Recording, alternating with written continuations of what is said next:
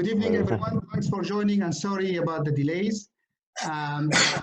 This FRCS teaching session from the FRCS mentor group.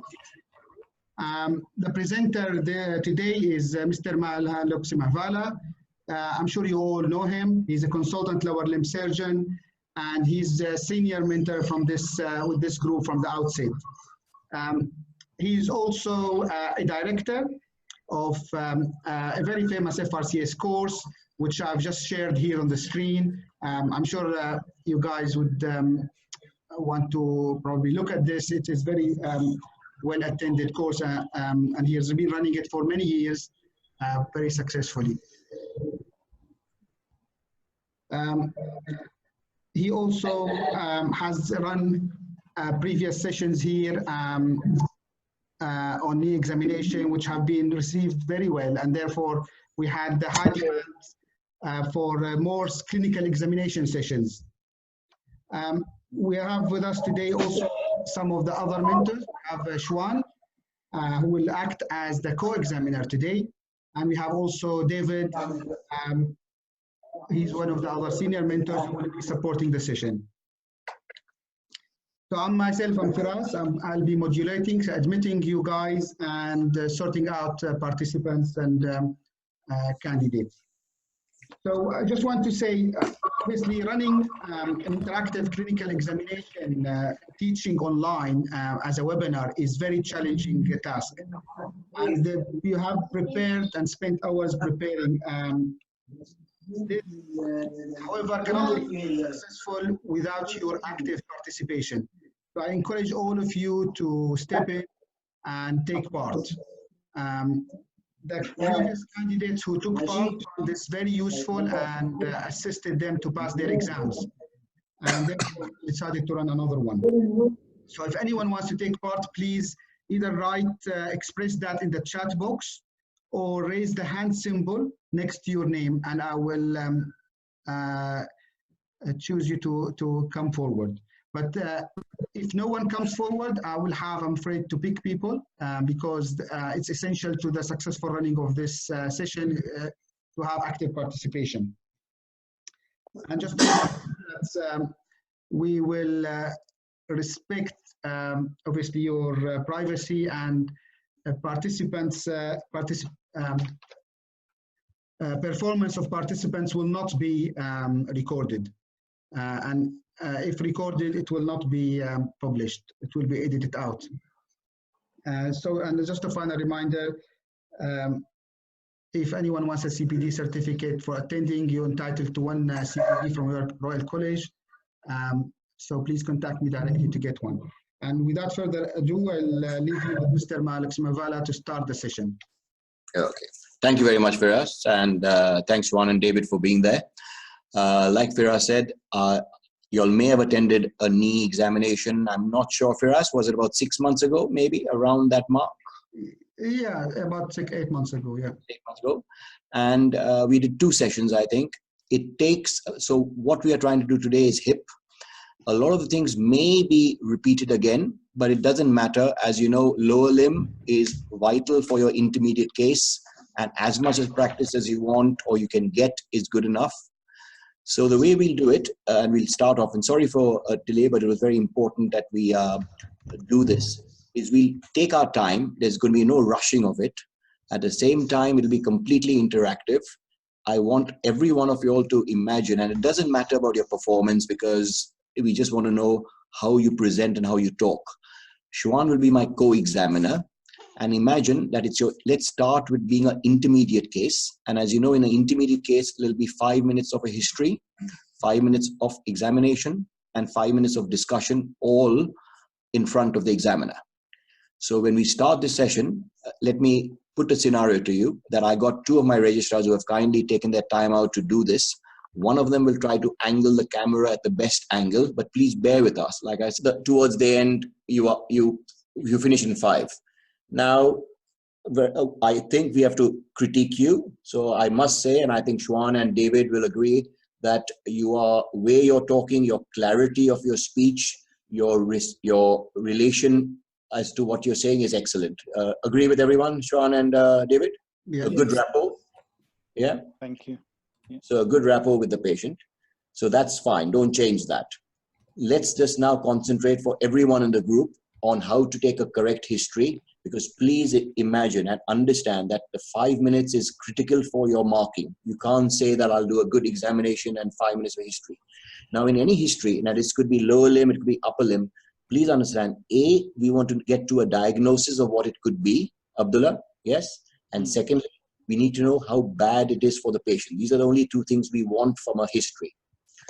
So I'll just put up, yeah, so hence, initially for everyone, I want you to introduce yourself like Abdullah did. So everyone's going to say that, say, I would suggest give your surname as Mr. or Doctor, whatever your surname is, but I'll leave it to you if you want to feel more comfortable with the first name, but you don't have to. My suggestion, as being and seen hundreds of people coming through, is use your, it's more professional to use your surname. Just say this, Mr.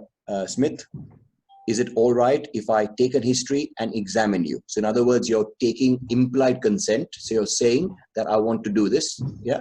Don't go on giving a long thing that I'm one of the candidates, I'm going to do this, I'm going to do that. Just say, is it all right if I take a history and examine you? A bit like you did, Abdullah. So very good. Next, start. Very often you'll get a letter saying that this patient got left hip pain, Abdullah.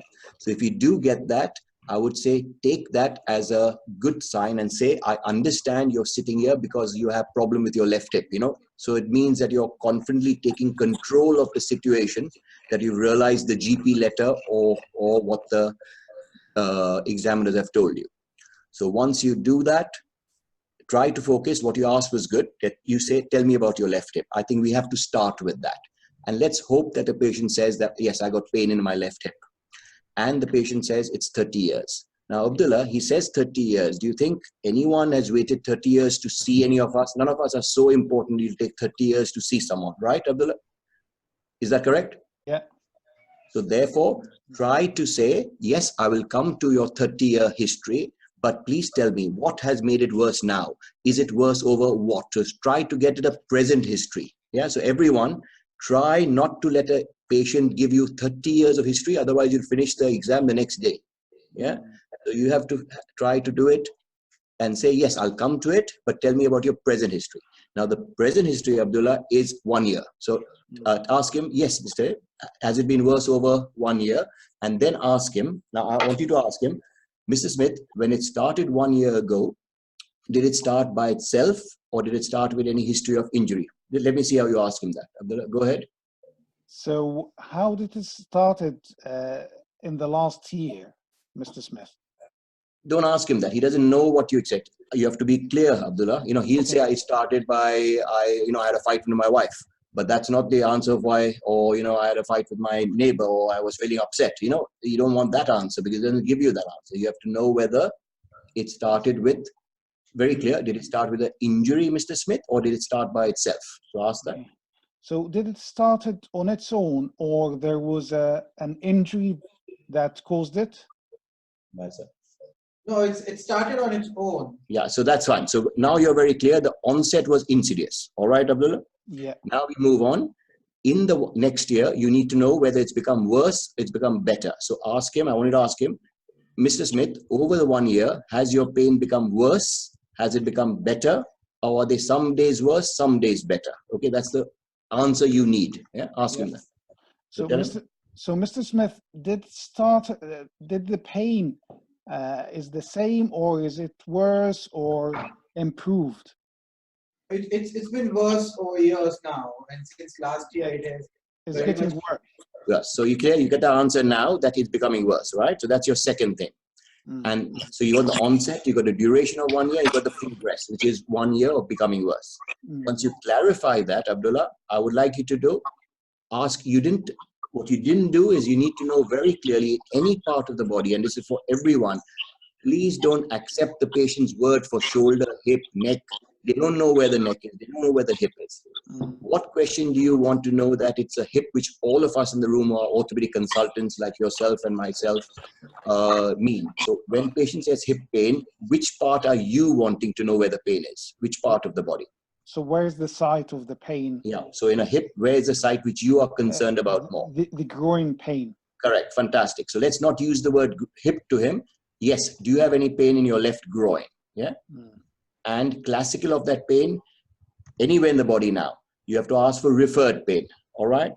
So you'll say, yes, do you have pain in the groin, and does it come down to your front of the thigh to your knee? Is that classical of hip pain? Is that correct, Abdullah? Yes. Yeah. Yeah. So you ask him that. Say he says that, yes, I got pain in my groin coming on knee, then you're very clear you're dealing with a hip pain, which we know as orthopedic surgeons. Yeah.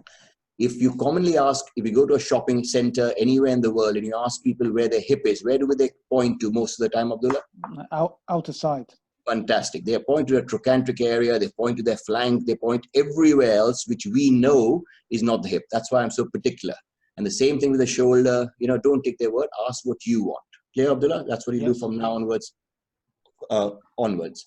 Next, we go on to, you want to rule out. I want you to be a safe surgeon. What if you do a hip for one of my patients as my colleague, and the patient's problem is a back? Do you agree it's a common scenario? Yes. So have you demonstrated to Shwan, who's my senior examiner, that you've been safe and you've asked for the back? You agree? You've not done that? So now ask him, Abdullah, how you're going to rule at this moment, once you've clarified the groin pain, you're going to rule out for my senior examiner that you're convincing him that you ruled out a backache. So ask him how you're going to ask him about a back.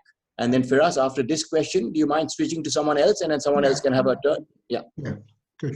Mr. Smith, do you have any problems in your back or in your buttocks?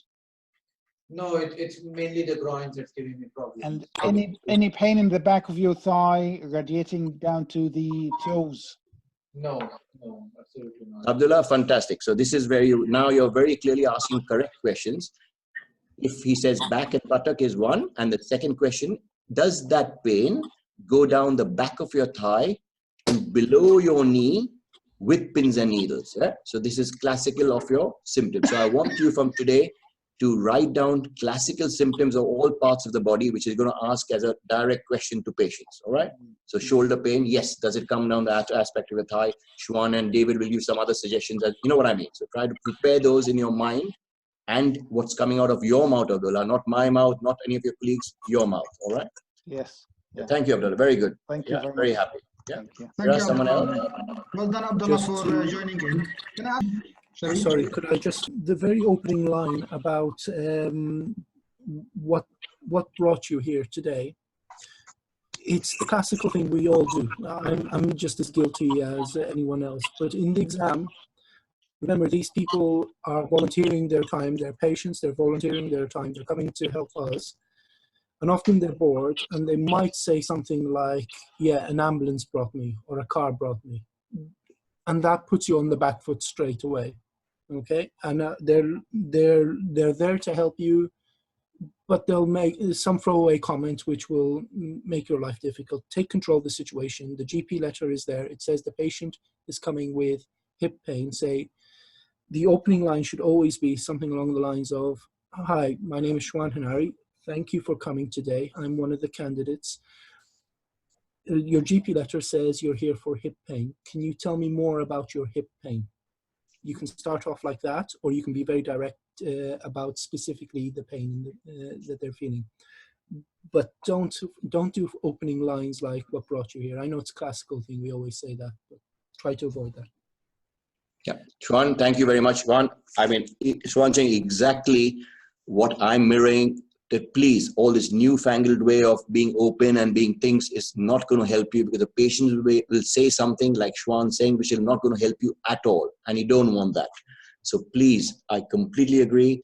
Perfect. Thank you. I didn't say that. Yeah, I think Shwan's right. Let's thank the patient for being here, as well as saying, yes, I understand hip pain, and stick to it. It's much better to stick to specifics. Yeah. All right. Firas, who's next? Next, Sharif. Yep. Come in, Sharif. Yes, can you?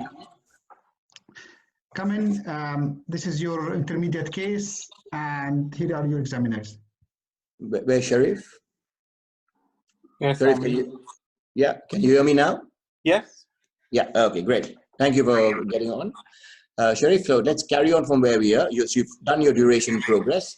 Now you want to know that what's your next question? So you know where it is. You've classified that there's no back pain. What's your next question going to be? I'm very happy the way you're asking the question. Yeah, so don't change that.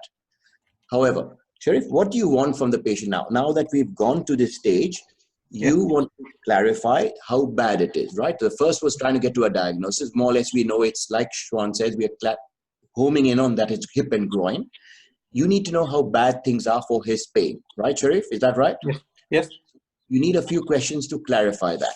So one is, rather than lying on that side, in your mind, if someone lies on that side, what is the clinical diagnosis most of the time if he has an issue? Trochanteric bursitis. Fantastic. But we hope that the patient doesn't have trochanteric bursitis, because that's one of the most difficult and most unpleasant or unsatisfying things to treat. And would that patient have groin pain? Unlikely, right? Yes. So the question you want to ask is night pain, is that? Does the pain wake you up at night? Yeah. So don't ask about sleeping on that side. I would say ask him, Mr. Smith, does the pain wake you up at night? He'll say yes or no. Okay, that's one. Next, ask him, Mr. Smith, when you're watching TV, do you get pain? What is that called? That's called rest pain. Yeah, Rest. It's not called sitting pain, it's called rest pain. In other words, it's bad. Number three, Mr. Smith, when you get up from a sitting position, does it give you pain in the hip? You agree? Many people say, I can't get up. Is that correct, sir, in real life? Yeah. Yeah, so that's the third thing. Stair climbing, do you agree stair climbing is important? That he finds difficulty in climbing stairs due to pain in the left hip, Sharif? Yes. Yeah.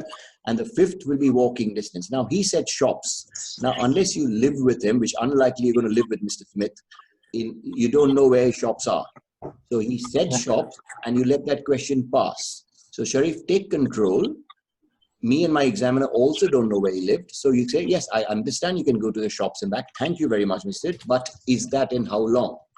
Now, for everyone, most people and most patients cannot give a correct idea in meters. So just stick to time. Say, Mr. Smith, is it such that in how many minutes you have to stop because of pain in your left hip? Ask him that and see what answer he gives you. Ask him exactly what you want to know in minutes.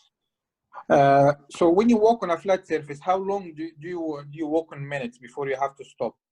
Because of, we clarify, because of pain in the left hip. Because patient will say, yes, but doctor, but and Shwan as my senior examiner will pick up that, this patient has a very, very bad problem with his right ankle. And that's what's stopping him. You know what I mean? So be clear, the left hip. Yes, ask him again. So how long can you walk before you have to stop because of the pain in your hip?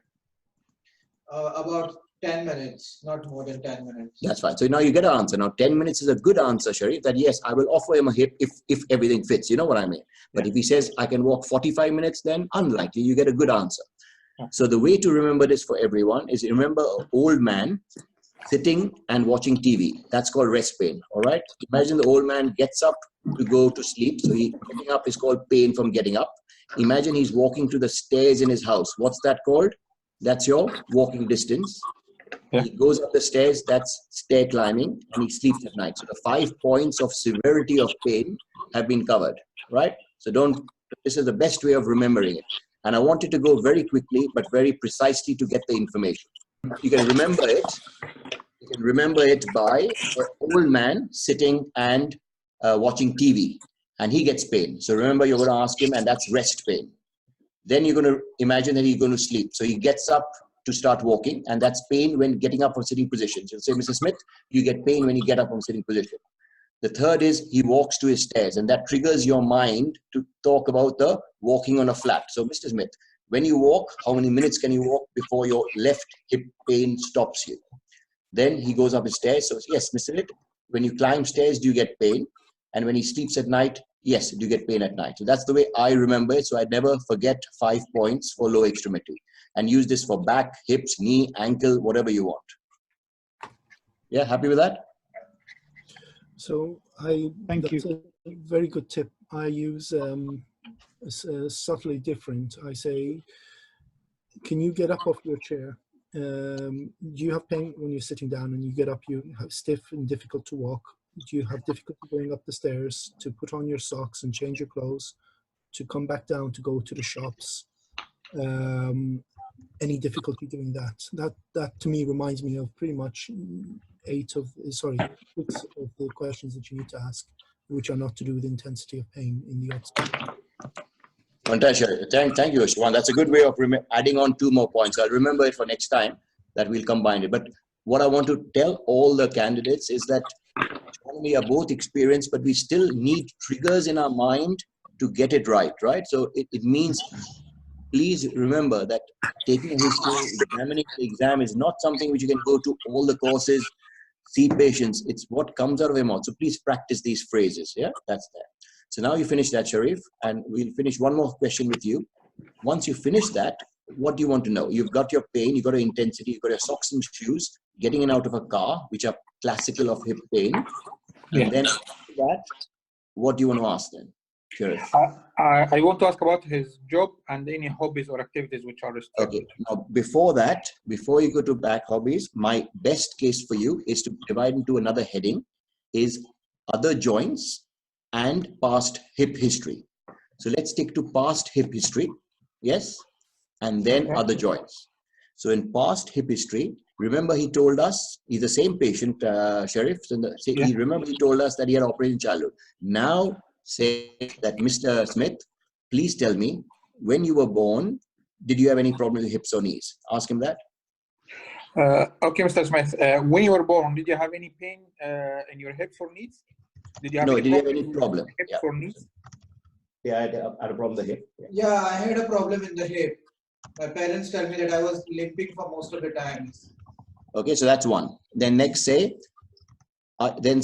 when you were younger, did you have any operations on your hip? And you'll say, yes, when I was 7 years old, I had an operation done. So you can ask him that and you can say, yes, I had the metalwork removed. Let's example that. Yes, so you got that answer.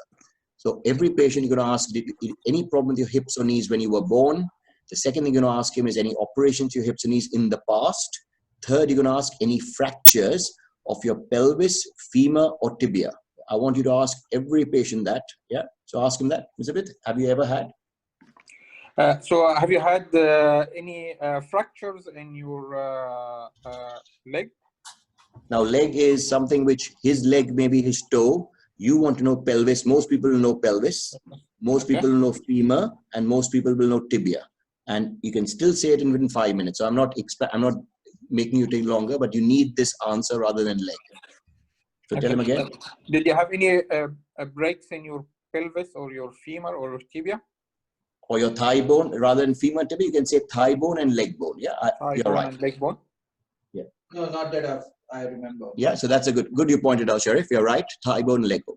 So that's what you ask for past hip history. And then you can ask, do you use any painkillers? And do you use any crutches or sticks? So in other words, I don't like asking what you're taught in many courses about, please tell me aggravating and relieving factors. The reason I don't ask this is aggravating factors will not help me, because aggravating factors may be something which is like, I can get into a low car, but I'm not going to do a hip because you can't get into a low car. You know what I mean? I need the answers. And relieving factors, what you're indirectly asking is, what treatment have you had? So the best way of putting it is in the past hip history. And for everyone, try to keep this for past knee history, past spine history, all the same. So the headings are all the same. Present complaint, how bad it is. So I'm just recapping again. It's present complaint. How did it start? When did it start? What is the duration and whether it's worse or better? Next, go on to where is the site of the pain and ruling out referred pain, right? Third is intensity of pain with all these questions, which is a combination of mine and Shwan's about how bad it is. Fourth is past hip history, which we've done. And now we go on to other joints. So tell me, you told me that your other joint is replaced here. You'll say, yes, I had my right hip, left knee. Is that a good heading, Sharif? Are you happy with that headings? Yes, very happy. And now we can ask Shwan and David if they want to add anything, and then we can move on to another candidate for us. There's one question. A candidate, Muhammad, asked about the difference between night pain and rest pain and what does it mean.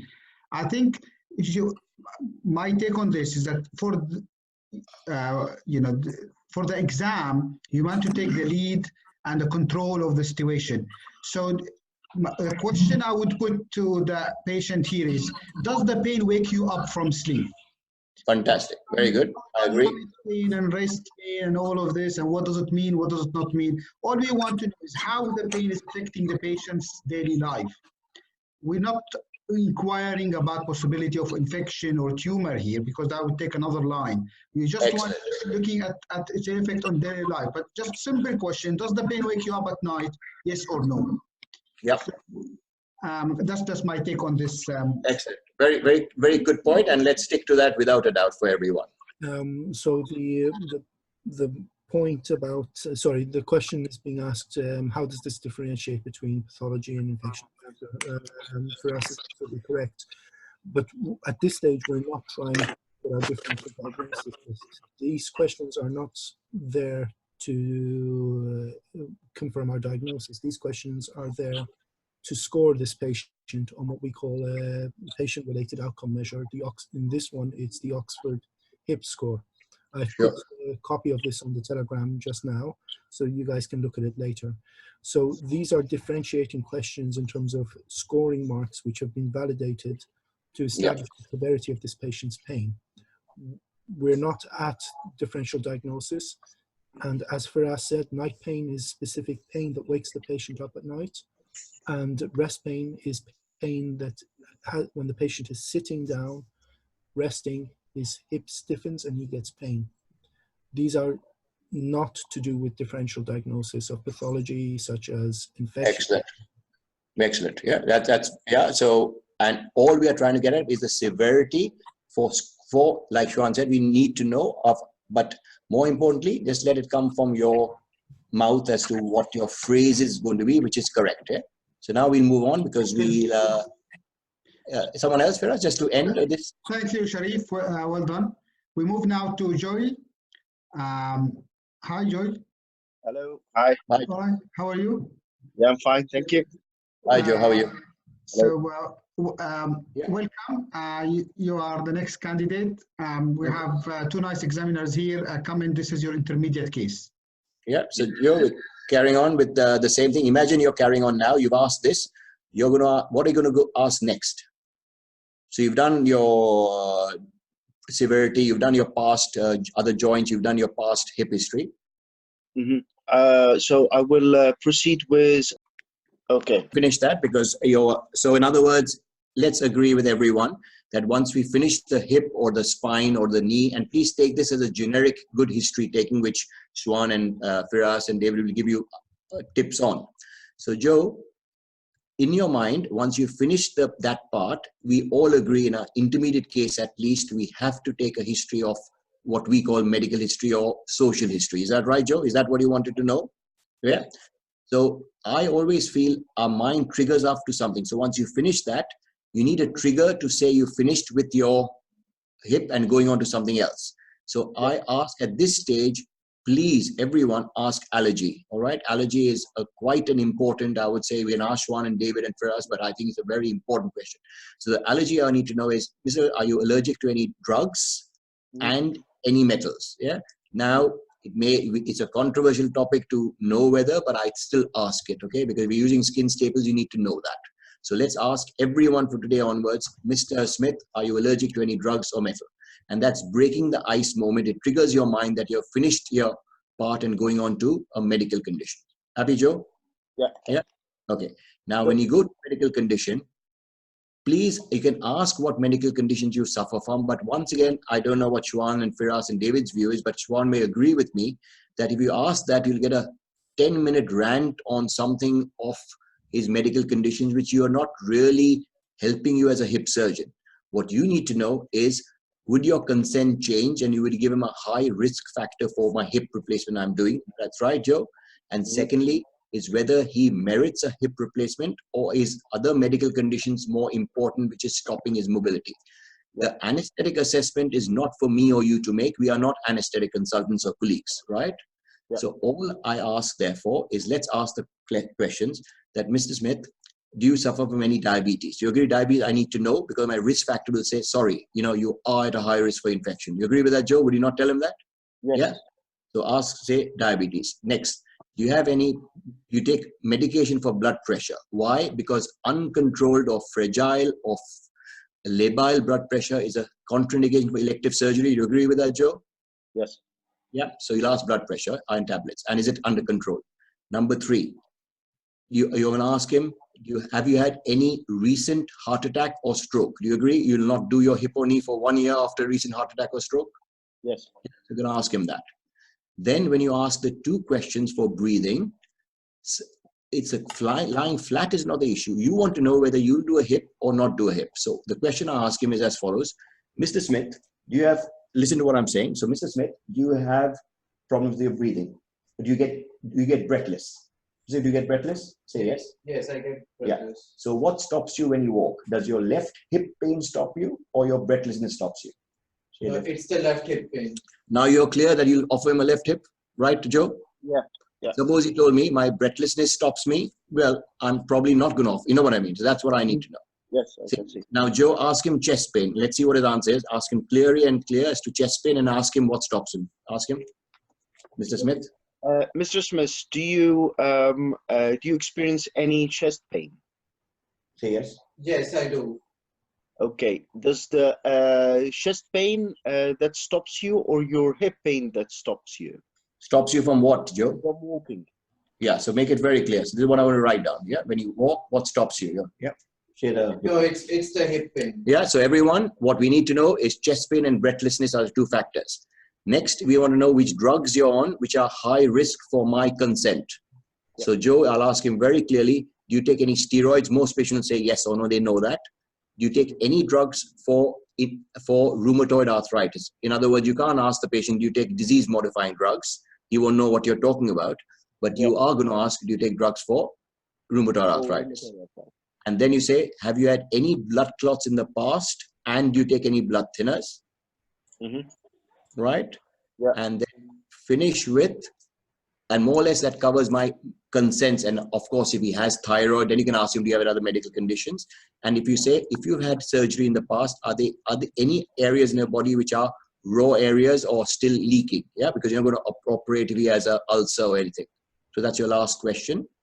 And you end with, what is your job? And if he says, I'm a plumber, say, are you still working or do you supervise? Yes. And you smoke? Yes or no? And are you a carer? Yes or no? Yeah, that's how I finish. And if you ask these targeted questions, in 5 minutes, you'll be impressing the examiner. You've taken complete control, and that's what we want. If a patient is difficult, then please understand, all of us realize in real life, in a difficult clinic, it will be a difficult patient, right? But as long as we see your trying control and you know what questions you're asking, that straight away gives you a 7 or 8. But it only comes if you practice these, not going to courses to listen to people just saying how they do it. Yeah? Happy with that, Joe? Yeah, yeah. Happy. Yeah, Sean and David and Firas, what will you add to that? I think I was just trying to say, with the history, there's so many questions to ask within limited time. You have to finish asking all these questions somehow within 3.5 minutes, probably 4 minutes, not more than this, accounting for any surprises. So if there are corners you can come to score, hit 2 birds with 1 stone, just you should try. Build your technique and practice every day. For example, for the walking, to hit these 2 birds, what I say to patients is, how far can you walk in minutes, obviously, and what stops you? Yeah, very good. In 1 question, that's it, all done. So I know if they feel short of breath, and I know it's not their hip that's the problem. So, yeah, good Firas. Thank you for that. Yeah. Direct questions, and then you tick 2 boxes straight away in 1 question. But some candidates tend to ask 2-3 questions about the same thing. Just 1 question covers 1 or 2 areas is the approach I would advise. Yep. Okay. Yeah. So, and the other thing is that for everyone, I mean, you know, if you go to most places, many people don't take so much effort to try to tell you about taking a history, because all of you all feel and everybody feels, oh, hip and knee, don't worry, let's go on to something else because I know how to do it. So, but we need to get high marks. So please, and all the effort of us and you all will be not there unless you really write down yourself what we've said and practice it for the next 2-3 days with whoever you want. But otherwise, we don't do it straight away in the next 48 hours, it's out of your mind and you'll go back to your old questions. That's what I found would happen. All right, so take advantage of that. Probably wrap up this history section. Yeah. I think. just one before we go. So if in terms of, if you're coming towards the end of your history, do a quick summary of the problems to the patient. So you can and say, you're Mr. Smith, this is your problem. You've got hip pain for last year. It wakes you up at night. It stops you doing what you want to do. You're a plumber. Is there anything I've missed? Yeah, David. That's a very nice, simple way. Swan, and I remember Swan giving me advice for this. Very simple way of making sure you don't miss anything. And if you summarize to the examiner, that's it. You summarize to the patient, they can intercede. Okay. And all the time, the examiner might say, "Well, actually, that's enough. Don't worry, you summarized really to the patient. Carry on the examination." David, thank you. Because I remember Shwan saying it when I did the knee as well. So yes, David, I think that's very good to do. And it summarizes it. Once again, what you're saying is that you're taking control of the situation and making sure you're not missing something with the patient as the focus, rather than summarizing for the examiner. Yeah, that's a good point. Yeah. So bring the patient onto your side. Yeah, exactly. Okay. So, Mr. Mahaluxmivala, are you happy with the history? Is there any other further comments you want to add? No, not at all. I think it was good we took this time on it, because people don't. And I think it's 5 minutes of 1/3 of your marks, which I hope it's helped. And we have enough. As you know, we never rush these sessions, Firas and so on. David, we take time on you all other important people. The candidates need to get. That's why I was letting you all ask the question. So if we have to do another session on hip examination, so be it. It can't be done in one. Yeah, just to say, it carries a lot of weight, history on an intermediate case. I think it weighs 2 viva question, 2 full viva question is the same. So it's very easy. If you score 7 in a history, it weighs a lot in the exam. It could pull you a lot up, and you don't want to be scoring 6 or even worse, failing in a history, which happens frequently, surprising. So you need to be scoring very high on and to compensate for other. And it's easy, but as Mr. Mahaluxmivala said, we tend to take it for granted. But if you talk to people who failed the exam, they tell you they failed in the history and in the easy cases where they took it for granted. There are a lot to cover. We spent the whole hour trying to cover the history. So somehow you have to go back into this and build up a system for yourself where you can cover all these within 4 minutes. Just to reiterate, the history is not just as important as 2 vivas, as Firas has said, is absolutely correct, but it's also the foundation for your examination and your management discussion. If you miss something like the patient is on warfarin, or if you miss that the patient's actual pain is not in the groin but on the trochanteric bursa, your examination is thrown away and your management is thrown away because you've missed points. Miss a particular surgery that this patient has had somewhere around there, you might not look for a particular scar when at the time comes. These are all hints for later on. It's not just a matter of 2 viva questions. That 5 minutes for us is absolutely correct, but it is your foundation for everything else. Yeah. Cannot be taken shortcuts on. It's worth taking the time to practice. And another point, we went over a patient with arthritic hip pain. Make sure you prepare your history taking for a younger patient with hip pain, and possibly a younger patient with leg length discrepancy, or an older patient with leg length discrepancy. These are usually quite common, as well as all the other stuff around the hip and the knee, but these are the big topics around the hip. Yeah. One more thing, Firas, because Shwan triggered my mind to something, a young hip history will be different, but even an older person, remember when we did our knee examination, when we finished knee pain, we went on to other symptoms in knees.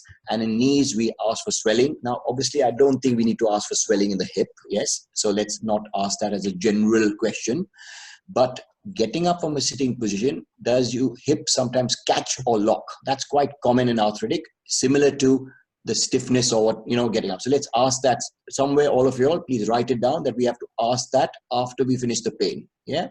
And the next question, have you noticed on the left side, Mr. Smith, have you become shorter on the left side? Let's all be clear. We're going to ask directly, have you become shorter? Yeah. Which is there as part of our arthritic thing. So they're the 3 questions you'll ask there. And yeah, that's it from the history. And what do you think, Firas? We should wrap up and make sure now we know that's working well.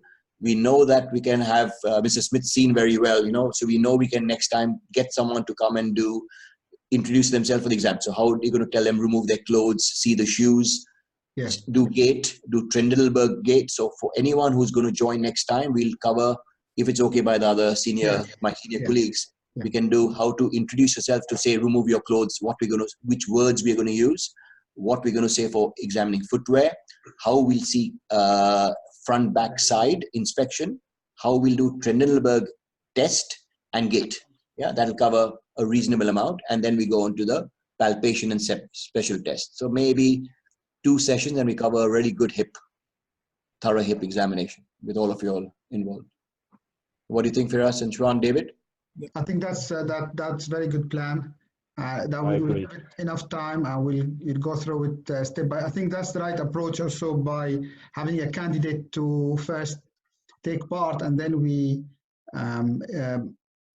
explain how to do it and give commentary and feedback. I think that sticks into the mind better than it should be two-way interaction rather than just one direction. So sure. I think all right. It's very educational, actually, very, very beneficial to all of us to watch all of this today. Thank you. Okay. There was a question though about pain increasing of the specific movement from who was it from? Mohammed. Yeah. So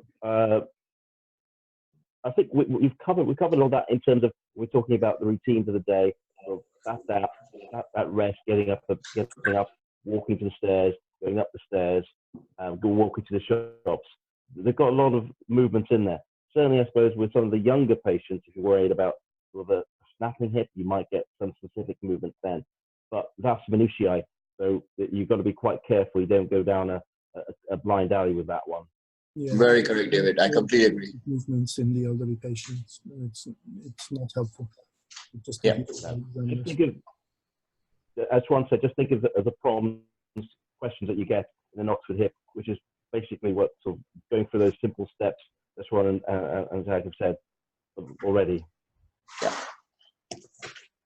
Okay, brilliant, guys. Thank you, David. Thank you, Shwan. Thank Mr. Mahaluxmivala for this excellent session. We all enjoyed it, and I hope it was beneficial to everyone. It was definitely, I found it very useful myself. So thanks to everyone who took part. Just to remind you, we will try to run this session every Wednesday. So and we will carry on, as Mr. Mahaluxmivala said, with the rest of the hip examination at a later date. We'll let you all know. If you're happy, we will end this session. And good night, everyone. Thank you. Excellent interaction. Thank you. Thank you so much. Thank you. Thank you. Bye-bye. Bye-bye.